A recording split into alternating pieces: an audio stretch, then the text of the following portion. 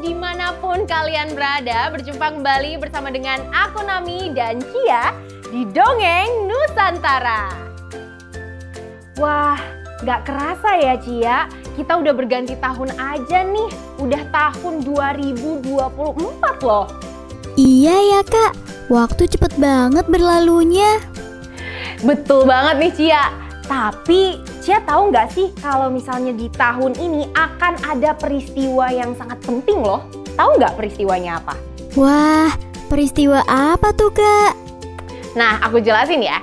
Jadi di tahun ini tepatnya pada tanggal 14 Februari 2024, Indonesia akan menyelenggarakan pemilihan umum.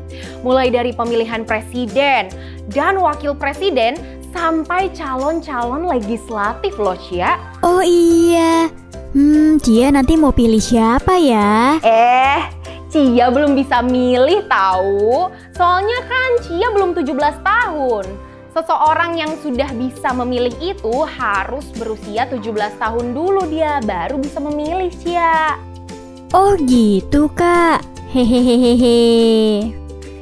Aduh, Cia. Nah, ngomongin soal pemilihan dan juga pemungutan suara, di Indonesia bagian paling timur, tepatnya di Papua, ternyata memiliki sistem pemungutan suara yang sangat unik loh dan berbeda dari daerah lain di Indonesia. Nih, Cia udah tahu belum tentang informasi? Begitu juga dengan Sobat Nusantara, udah pada tahu belum? Wah, ternyata Papua punya sistem pemungutannya sendiri ya Kak? Bener banget Cia. Nah, keunikan Papua ini nggak hanya bisa kita jumpai dari budaya, adat, istiadat, atau bahkan bahasanya aja. Tapi, keunikan pemilu atau pilkada yang menggunakan sistem yang disebut dengan noken. Cia mau tahu dong Kak, sistem pemungutan suara pakai noken ini.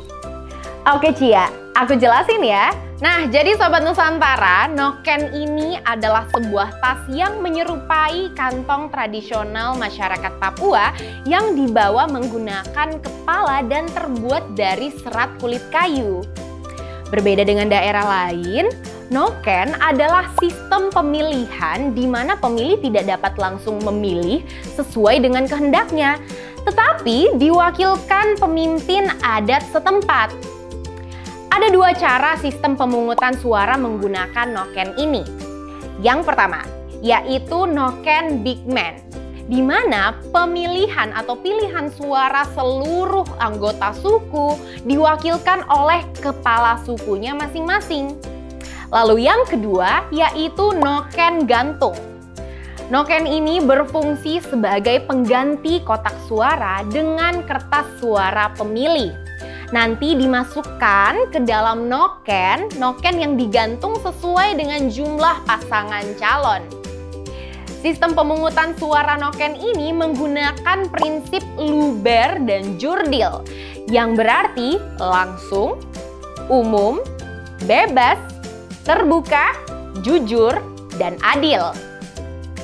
Tak hanya itu, sistem ini juga berkaitan langsung nih dengan para pemimpin tradisional yang mempercayakan keputusan ada di pemimpin suku. Lalu, pemungutan suara menggunakan noken ini gimana Kak? Gak jauh beda kok Cia. Pemungutan suara pada umumnya sih teknisnya di depan bilik suara sudah disiapkan noken kosong atau sejenis tas khas Papua. Dan jumlah noken yang digantung itu sesuai dengan jumlah pasangan calon kepala daerah.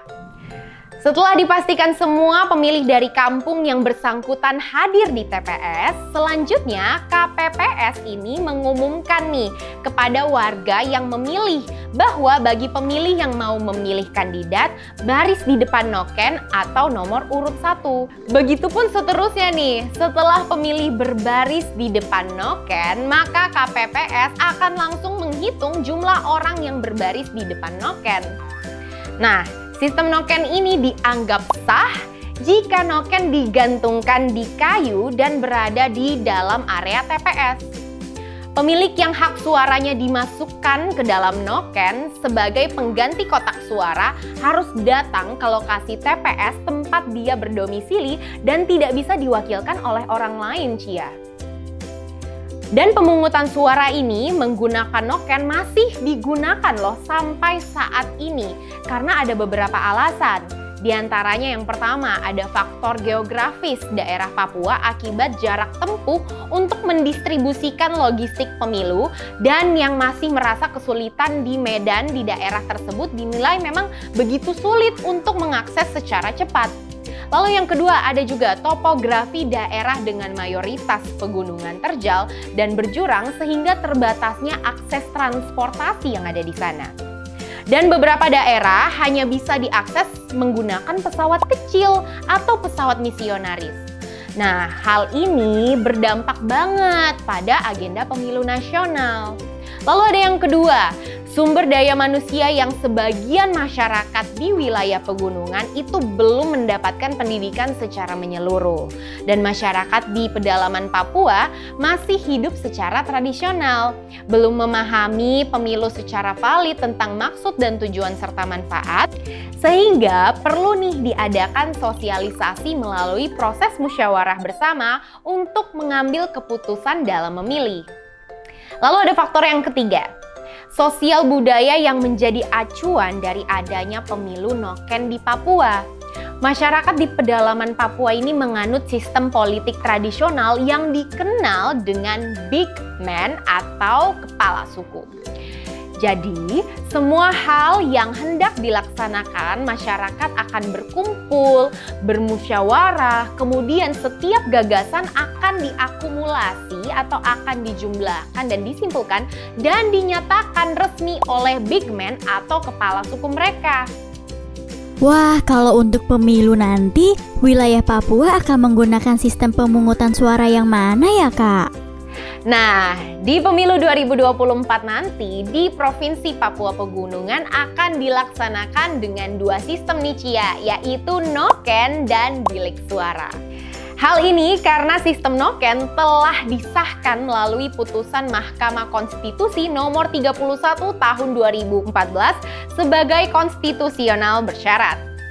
Tapi sistem noken ini cuma berlaku di beberapa kabupaten aja loh Cia. Sehingga KPU Papua Pegunungan akan tetap memberikan dan juga mensosialisasikan kedua sistem pemilihan tersebut di wilayahnya. Oh, jadi gitu sistem pemungutan suara di Papua. Iya Cia, semoga proses demokrasi di seluruh wilayah di Indonesia nanti dapat berjalan dengan lancar dengan segala perbedaan dan juga keunikannya masing-masing ya. Oke deh, Sobat Nusantara dan juga sahabat Eljon, terima kasih banyak loh sudah menonton episode kali ini, dan sepertinya waktu aku, Cia, menemani kalian sudah hampir habis. Jangan sedih, kita akan kembali berjumpa di episode selanjutnya dan tentunya dengan info-info menarik dan dongeng-dongeng Nusantara menarik lainnya. Pamit dulu ya dari kita berdua, dah!